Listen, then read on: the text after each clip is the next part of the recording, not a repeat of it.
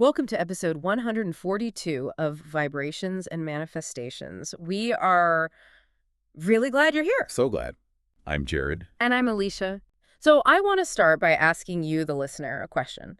Have you ever felt like a single circumstance in your life, especially a financial one, just completely defines your entire worth as an adult? Oh, that is such a heavy feeling. Right. It's like we tell ourselves this story that needing help means we are fundamentally failing. Like there's this strange psychological glitch in modern adulthood where if you get a bonus at work, you feel invincible. Yeah, you're on top of the world. Exactly. But if you get that exact same amount of money transferred from your parents to cover an unexpected expense, your brain processes it as like a catastrophic failure of your identity. It's totally true. It instantly regresses you. Yeah, you can be, I don't know, 30 years old, managing these complex projects at work, navigating real life, and then a simple text from a parent asking, hey, did you get the check? Just instantly turns you into this defensive teenager. Ready to slam the bedroom door. Exactly.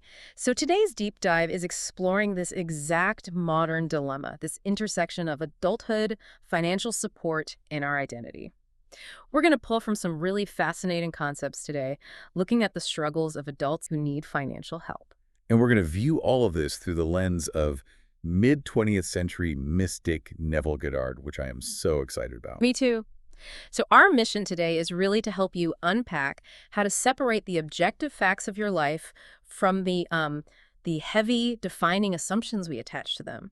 We want you to learn how to receive help while still feeling like a capable, fully realized adult. Which is so needed right now, because we live under this crushing cultural myth of the completely self-made adult. Oh, it's exhausting. It really is. We've somehow defined success as paying every single bill alone, never moving back home, and basically never needing support. But historically, human beings have always lived through shared resources. Right. Like multi-generational homes were just the standard. Exactly. Mutual care was how we survived.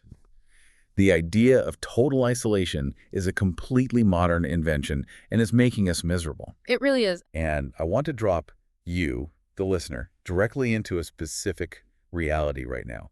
I want you to imagine staring at a screen. Oh boy, yeah. The screen. Maybe it's your phone in the palm of your hand, or maybe it's a laptop glaring back at you late at night. You have your bank account open on one tab. Right, and we all know what's on the other tab. Exactly. On the other tab, there is a bill. It might be a rent portal, a medical invoice, maybe a mechanic's repair estimate. And the math, well, it simply does not work. It just doesn't. The facts in front of you are completely undeniable. You're short, and deep in your gut, what has to happen next? The dreaded next step. You are going to have to make the call. You are going to have to ask for and actually accept financial help from your family. And that is just a terrifying, breathless moment for so many people. It is. And the reason I want to start by dropping you directly into that scenario is because of the physical toll it takes on you. There is this immediate vice-like tightness right in the center of your chest. Yeah, it's visceral. It's not just a thought. It's in your body. Exactly. And the moment that help is offered, there might be a flash of gratitude, but it is instantly swallowed by this heavy, sinking, paralyzing shame. Because your internal monologue just completely seizes the microphone at that point. It absolutely does. It starts telling you, a real adult should be able to handle this alone. It tells you, I should be so much further ahead by now. Oh, the shoulds are so heavy. Right. And worst of all, it whispers, well, if I still need to be rescued, maybe I am just fundamentally incapable of managing my own life. And that moment, that specific spiral that follows, is exactly why we are doing this workshop today. Today is entirely about the massive, often really destructive gap between the factual circumstance of receiving help and the crushing identity we attach to it. Which is such an important distinction to make. It is. We are going to examine how you can receive financial support from your family and still feel like a capable, full adult. And we are going to look at this through the lens of Neville Goddard's teaching that imagination creates reality. Yes, but let's put a pin in that for a second, because we need to be really clear about what that actually means. Right. Let me put a massive asterisk on that right out of the gate. We are definitely not talking about imagination as some magical escapist tool. No, you're not going to suddenly manifest a winning lottery ticket so you never have to ask for help again. Exactly. We are using this framework to audit the identity you are rehearsing every single day. Which is such a necessary distinction, because when we talk about imagination today, especially online, The internet has really corrupted the concept. It really has. It's become all about, like, daydreaming about a flawless future. Right, but imagination in the grounded, practical sense, it is the active, present tense rehearsal of who you deeply believe you are. Wow, yes. The act of rehearsal. And when you are trapped in that shame spiral over a bank account, you are vividly rehearsing a reality you desperately do not want. You are rehearsing failure. You are. So today, we are going to learn how to physically and psychologically interrupt that rehearsal. But to really grasp how insidious this shame is, I think we need to look at what it actually does to a person in practice. And I can speak to that directly because, well, I think one of the reasons this shame maintains such a stranglehold on us is because we hide it. We absolutely do. We just do not talk about it. So I'll open up the ledger on my own life for a minute. This was during a period in my late 20s, and it was kind of bleeding heavily into my early 30s. Which is a high-pressure time anyway. Right. I was working incredibly hard. I was trying to build stability, making what I genuinely thought were, responsible, forward-thinking choices. Doing all the things you're supposed to do. Doing all the things. But I hit a wall. It started with an unexpected car repair. It was an alternator that just died on the highway in the middle of winter. Oh, that is the worst possible timing. It was awful. I vividly remember the smell of burning rubber and the freezing air just leaking through the windows while I was pulled over. And that fix wiped out my emergency fund completely. So your safety net was just gone in an instant. Gone. And then right after that, my industry took a hit. My hours got cut at work, and suddenly I couldn't cover basic living expenses. While you were also trying to transition into a new career path, right? Exactly. I was trying to build a future, and I couldn't even pay for the present. So I had to ask for help. And logistically, if we just look at that on paper, that is just a math problem being solved by people who care about you. It is a transfer of resources. That's all it is on paper. But I am guessing it didn't feel like a simple logistical transfer to you. Oh, not at all. It felt like a complete collapse of my self-respect. I think so many people listening know exactly what you mean by that. I vividly remember the physical sensation of holding my phone before making that first call to my parents. The phone felt like it weighed 50 pounds. Like it was physically heavy. Yeah. My throat was so tight, I literally had to practice swallowing before I dialed. Wow. And the fallout wasn't just in that one single phone call either. A week later, I was sitting at the dinner table with them. And how did that go? Well, they were happy to help. They weren't holding it over me or anything, but I realized my entire physical posture had changed. Your body language shifted. Completely. I was hunched over my plate. I was highly, highly defensive. If the topic of money or the economy or even something as mundane as the rising cost of groceries came up, Oh, you probably just panicked. my whole body would brace for impact. I felt like I was being audited in real time by my own parents. So you were filtering their completely neutral words through your own internal verdict. I was. I really was. I wasn't treating the financial help as a temporary season or, a practical bridge over a gap in my income. Right, you were making it mean something about who you were. Exactly. I treated it as a permanent, absolute verdict on my character. I completely stopped sharing my dreams or my plans for the future with them. You just felt like you didn't have the right to? Yes. In my head, I hadn't earned the right to have dreams while I was being financially supported. I felt like a fraud talking about where I wanted to be in 5 years when I couldn't even pay for my own groceries that week. It is so painful how quickly we do that to ourselves. It is.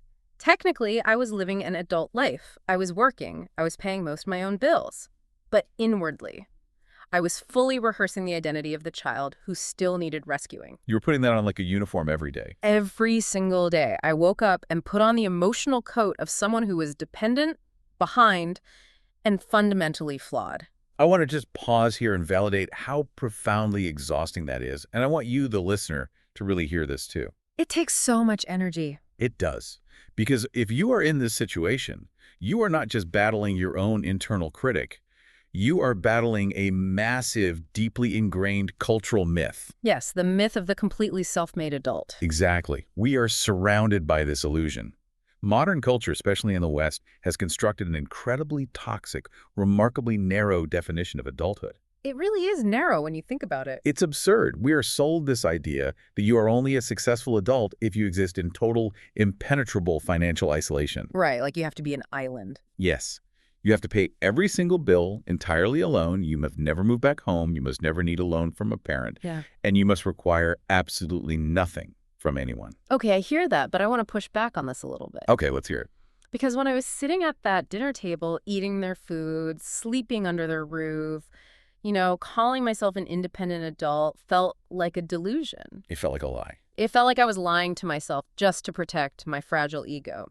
If we just redefine adulthood to make ourselves feel better about needing money, isn't that just a convenient coping mechanism? That is the exact friction everyone hits. It is a fantastic question. Like, how is that not just toxic positivity dressed up in therapeutic language? Because if my rent is paid by someone else, I am objectively dependent. Well, if we're talking about just pasting a fake smile over a negative bank balance and pretending it isn't happening, then yes, that is absolutely delusion. Right. But let's actually look at the mechanics of what adulthood really is. You are defining adulthood by one singular metric: capital. Which is what we're taught to do. Exactly. But what if we look at someone who makes a massive six-figure salary? They pay the mortgage on a huge house completely without anyone's help. Okay, the picture of success. On paper, sure. But what if they avoid all emotional responsibility? They punish their partner with silence when they hear the word no. They have literal temper tantrums when things don't go their way. We all know people exactly like this. Right. They expect their friends and family to constantly clean up their emotional messes. Are they magically a more capable, fully formed adult just because their rent check clears without assistance? Well, no, obviously not. A paycheck doesn't equal emotional maturity. Precisely. Huh. Because adulthood is not defined solely by who pays the bill. That is just one logistical metric. So what defines it then? True adulthood is defined by honest communication. It is defined by respecting limits, both yours and other people's. Yes, the boundaries. It is defined by keeping your commitments, by how you show up in your relationships, and by how you actively participate in your own life. That is a completely different scorecard. It is. And historically speaking, human beings have literally always lived through shared resources, through mutual support, through multi-generational households, and community care. Right. The isolated nuclear family is a pretty new concept. Very new.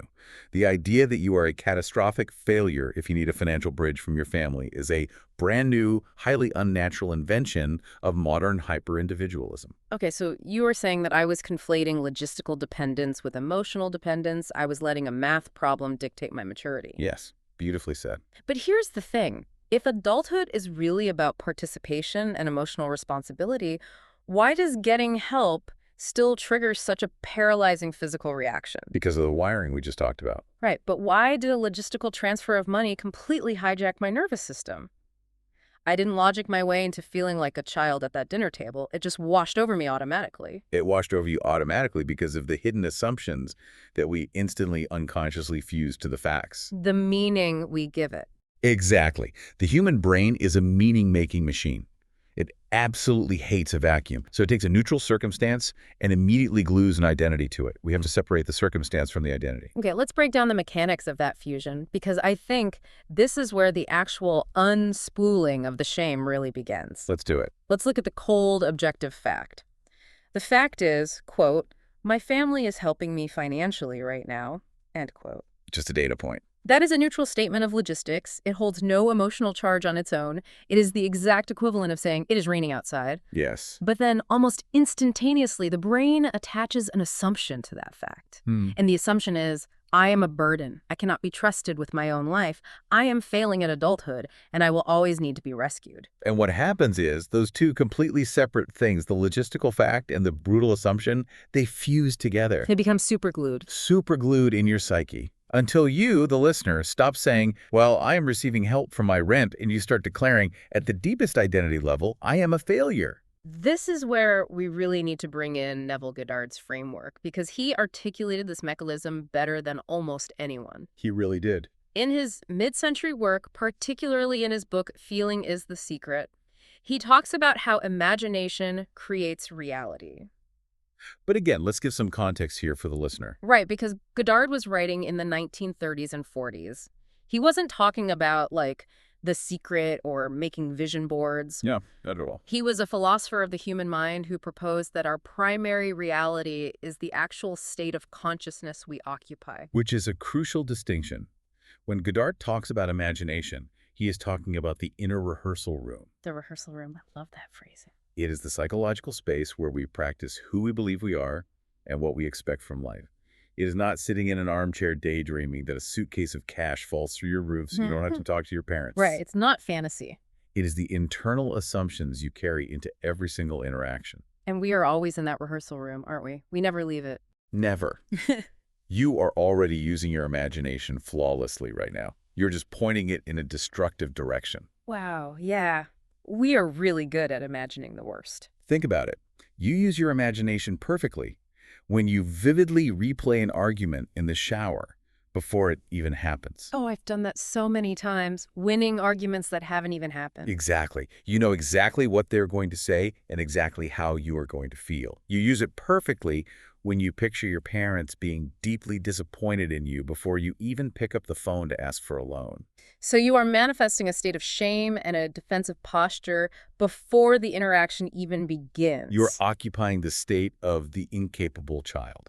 Let's connect that to the actual biology of the brain, because I want to make sure everyone understands this isn't just a mystical concept. It is deeply biological. Relying on sheer willpower to beat financial shame is like trying to rewrite a computer program by yelling at the monitor.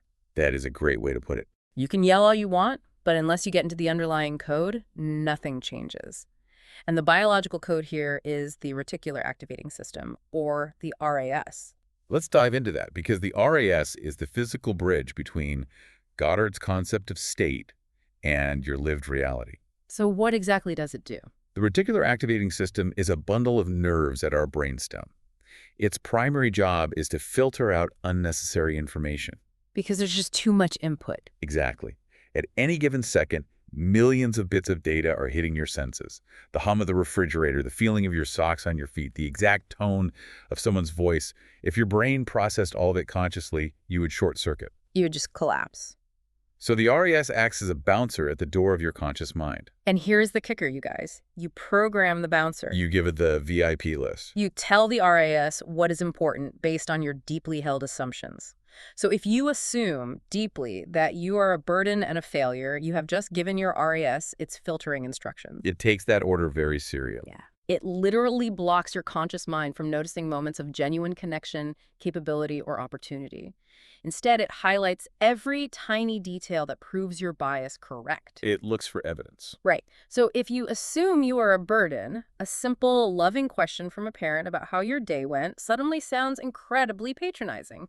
Your RAS highlights the slight change in their pitch and tells you, see, they think you're a child. Or a slight delay in getting an email back from a job application. Yes. A delay becomes undeniable, glaring proof of your permanent unemployability. Your biology is actively backing up your imagination. Which means the external circumstance was just receiving help. But the internal state, the code you programmed into the RAS, was feeling incapable. And they are not the same thing. They are not. But if you rehearse them as the same thing, your reality will reflect that shame back to you in every conversation, every defensive reaction, and every financial decision you make. You will self-sabotage to prove your own identity correct. Okay, so how do we interrupt that? That's the big question. Because knowing you're in a shame spiral and knowing your RAS is filtering for failure, it doesn't actually stop it. You can't just logic your way out of a biological and spiritual loop. No, logic isn't strong enough. Right. If the brain is already wired to assume failure, how do we physically intervene? We have to introduce what somatic psychology calls the observer self. The observer self. Yes, we have to create space between the stimulus and the reaction. Because right now, for someone in that shame spiral, the thought, I am a failure, and the feeling of shame are happening simultaneously. There is no gap. I want to guide you, the listener, through this right now, in real time. Let's do it. This is a practical, immediate tool to create physical space between you and your shame. If you are listening to this and it is safe to do so, meaning you aren't driving in heavy traffic or something, I want you to just pause. Just settle in for a moment. Just stop moving for a second. I want you to take one slow, deep breath in and let it out. I'm going to give you a few seconds of quiet right now just to center yourself. Breathe. Okay. Now, I want you to bring up an area in your life right now where you feel behind. A place where you feel dependent or where you feel like you aren't measuring up to the title of a real adult. Just let the circumstance surface in your mind. Let it come up. And I want you to notice the very first cruel sentence that appears in your head. We all have one. Maybe it is, I should have figured this out by now. Maybe it is, I am a constant drain on my family. Just observe it. Do not try to fight it or argue with it. That is the most important part of this whole exercise. Do not fight the thought. If you argue with it, you are validating it as a threat. You're giving it energy. Exactly. Simply add this very specific prefix to the front of that cruel sentence. I notice that I am telling myself. That is so powerful. So the thought becomes, I notice that I am telling myself that I should have figured this out by now. I notice that I am telling myself that I am a burden. The psychological relief in that simple pivot is profound. Do you, the listener, feel the space that creates in your chest? It just lowers the temperature immediately. It does. Because you don't have to force some toxic, hyper-positive affirmation. You don't have to stand in front of a mirror and chant, I am a completely independent millionaire who needs no one. Because your brain knows that is a lie. Right. And your RAS will reject it entirely. You don't have to destroy the old story. You just have to revoke its control of the microphone. You step back. You step back into the observer self and say, oh, I see you. That is a story I am rehearsing. It is a sentence passing through my mind. It is not who I fundamentally am. That prefix creates the gap. It is the wedge in the door. And in that gap, we can actually start to practice a new feeling. But we need to be incredibly precise about what the word feeling actually means in this context. We really do, because Neville Goddard's famous phrase, feeling is the secret, gets wildly misinterpreted. It does. It gets completely hijacked by the modern manifestation community. Totally. People think feeling means forced emotional intensity. They think they need to conjure up this manic fake joy or walk around vibrating with intense excitement all day about their bank account. Which is just exhausting. It is unsustainable, and frankly, it is ungrounded. When Goddard talked about feeling, he did not mean ecstasy. He meant somatic familiarity. He meant naturalness. Somatic familiarity, meaning how it actually sits in the body when a truth becomes boring and normal. Yes. Think about your name. When someone says your name, you don't burst into a fit of ecstatic joy. No, you'd look crazy. You just respond, because it is naturally, boringly true that it is your name. The goal here isn't to suddenly feel like a completely independent, invincible lone wolf. Right, because that is just substituting one extreme fantasy for another. Exactly. The goal is to make the identity of I am capable, I am accountable, and I am currently supported feel completely ordinary. You want to practice it until your shoulders drop naturally, until your nervous system stops bracing for impact every time the topic of money is mentioned at the dinner table. It doesn't have to feel like fireworks. It just has to feel like you. So, to make that new identity feel ordinary, to program it into the RAS, we have to actively audit the old code. We have to look at the script we've been unconsciously reading from. This is the practical work. Let's walk through a real-time audit for financial shame. I want you to keep your specific situation in mind. Whatever is for you. Maybe you are living with your family 3 years longer than you planned.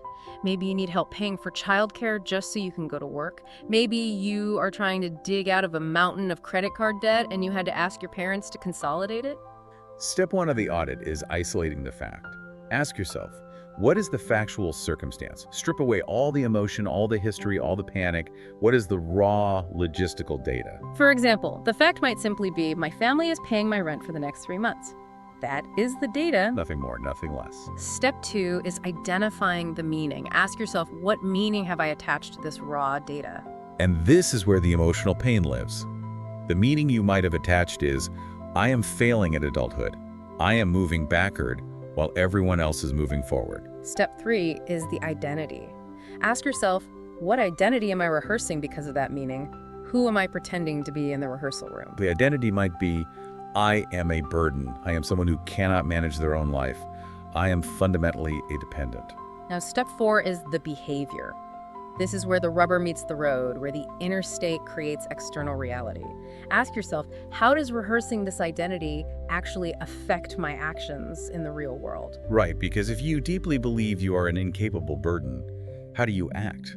Maybe you overspend on small, frivolous things because actually sitting down and planning a budget feels too deeply shameful. Or maybe you hide information from the people who are helping you, lying by omission. Or maybe you snap at your parents when they ask a simple logistical question because you are projecting your own intense self-judgment onto them. The assumption dictates the behavior, which then perpetuates the very situation you are ashamed of. Which is exactly why we need step 5. The pivot. The new identity.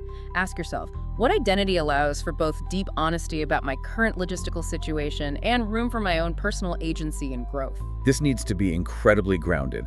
A new identity could be, I am a capable adult who is receiving temporary support. I can be deeply grateful for this help without making myself smaller. I am still the director of my life. I can be grateful without making myself smaller. That is the absolute core of it right there. It really is. But once you have audited that old script and you know what the new identity is, intellectual understanding just isn't enough. You have to anchor it into your nervous system. You have to give your brain and your RAS a new scene to rehearse. This brings us to a specific Neville-inspired practice, the 7-second scene. I love this tool so much. But there is a crucial, non-negotiable rule for this to work in a grounded somatic way. This scene must absolutely not be a dramatic financial miracle. Right. You are not imagining winning the lottery. Or discovering a long-lost relative left you a sprawling estate. No magical thinking. We are not bypassing reality. No bypassing. The scene must be a small, beautifully ordinary act of personal responsibility. It is a micro moment that proves somatically that you are occupying the state of a capable adult even while receiving help. Could you share your scene? The one you used? Yeah, I'll give you the exact example from my own life, from that period with the broken car and the career transition we talked about earlier. I think that would really help ground this. I needed a scene to counteract the feeling of being a child at that dinner table. So my 7-second scene was just sitting at my parents' kitchen table. We had just had a calm, entirely honest, completely undefensive conversation about money. Which is a huge shift from bracing for impact. A massive shift. The emotional tone in my scene was not dramatic joy or overwhelming relief. It was just quiet clarity. In my imagination, I focused on my shoulders being totally relaxed. Somatic familiarity. Exactly. I could physically feel the rough texture of the notepad on the table where we had written down the budget numbers. And in the scene, I looked at them, met their eyes, and simply said, "Thank you. I understand what I am responsible for next." That is so powerful, precisely because it is so ordinary. It doesn't deny the reality of the help, but it completely claims the agency of an adult.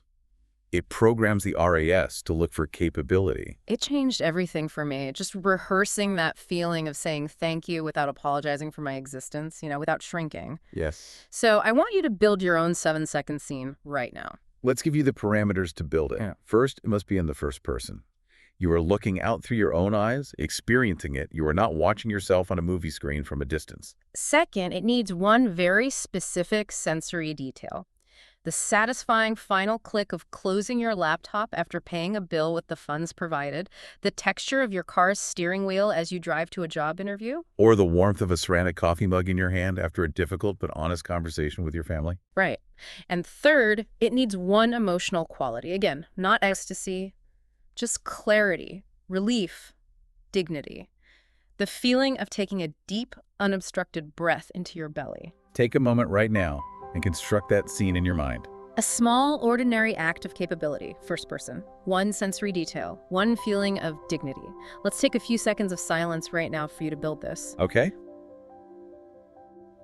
Rehearse that capability.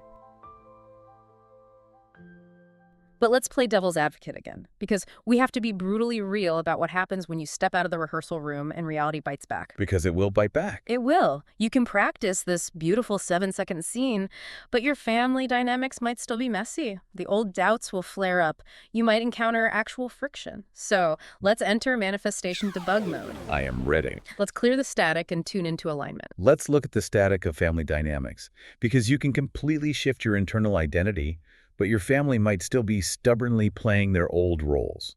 We need to clearly define the difference between receiving healthy support and being caught in a toxic cycle of rescue. This is a massive distinction, because sometimes the shame isn't entirely internal. Sometimes it is being actively projected onto you. Exactly. Healthy support builds agency. It provides a safety net, yes, but it comes with clear expectations. It creates a temporary bridge so you can cross over to stability and self-reliance. Right. It has an end goal. Rescue, on the other hand, is a completely different dynamic. Rescue removes all consequences. Rescue uses money or help to avoid having hard, honest, painful conversations. It's like a bribe. It is. And rescue often breeds deep, simmering resentment on both sides because it keeps the recipient in a state of extended childhood and the giver in a state of exhausted martyrdom. So as you practice this new identity of a capable adult, you might encounter some friction. Let's troubleshoot it. Here is listener pushback number 1. What if I do this audit, I practice my 7-second scene, I understand the mechanics of the RAS, but I still wake up and feel a wave of shame? I want to acknowledge that completely because it is going to happen. The goal of these practices is not instant bulletproof confidence. That is an unrealistic expectation that will only make you feel like you're failing at manifesting. Which just adds a whole new layer of shame. Exactly. The immediate goal is neutrality. It is shifting the dial from, I am a total disaster and a burden, to, this is a difficult season, but it's not my permanent identity. Taking the sting out of it. Yes. Shame thrives in absolute black and white statements. Neutrality shrinks the shame down to a manageable size. You are allowed to feel uncomfortable. Discomfort is not failure. That is a vital reframe. Discomfort is not failure. Okay, here is listener pushback number 2, and this is the heavy one. What if my new internal identity is capable adult, but my family still treats me like a child? This happens so often. What if they use the money to control my decisions or constantly remind me of my past mistakes at every family gathering? This is where the work gets incredibly real. You do not need a perfect, enlightened family dynamic to change your internal state. You truly don't. Really? How does that work? You change your reality by how you respond to them from your newly anchored state.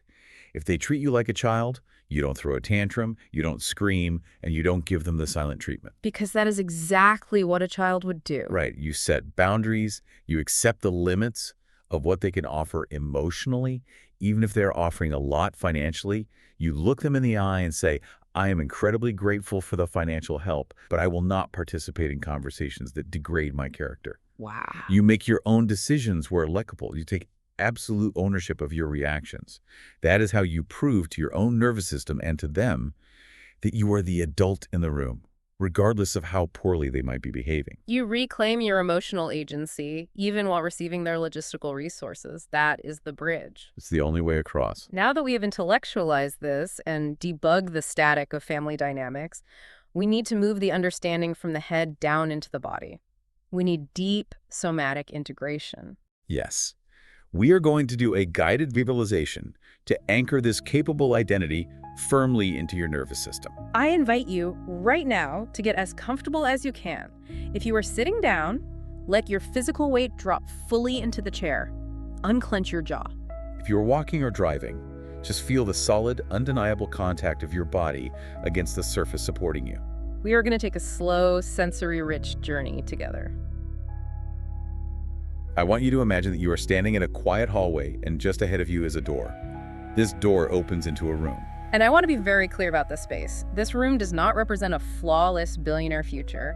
There are no golden thrones or stacks of cash in here. No. This room represents one beautifully ordinary moment of your own capability. Take a breath, reach out, turn the handle, and step into the room. Let's take a few seconds of quiet to step in.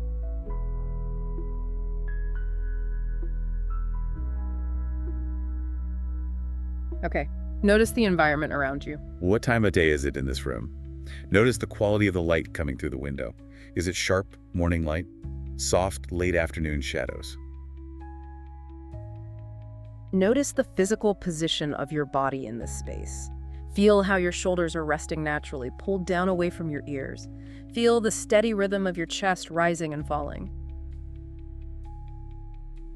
I want you to reach out and touch one ordinary object in this room. Maybe it is the smooth, hard plastic of a pen on a desk. Maybe it is the curved ceramic of a coffee mug.